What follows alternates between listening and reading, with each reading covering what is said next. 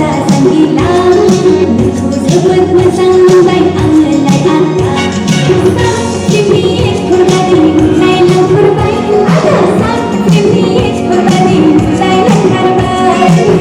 Sini ekor tadi mulai langkar baik. Ada sini ekor tadi mulai langkar baik. Aku hidup masih kena belai. Sehingga pukul sebentar fokus dalam lain. Aku hidup masih kena belai. Sehingga pukul sebentar fokus dalam lain. Sabtu ini bila tadi mulai langkar baik. Sabtu ini bila tadi mulai langkar baik. Sabtu ini bila tadi mulai langkar baik. Sabtu ini bila tadi mulai langkar baik.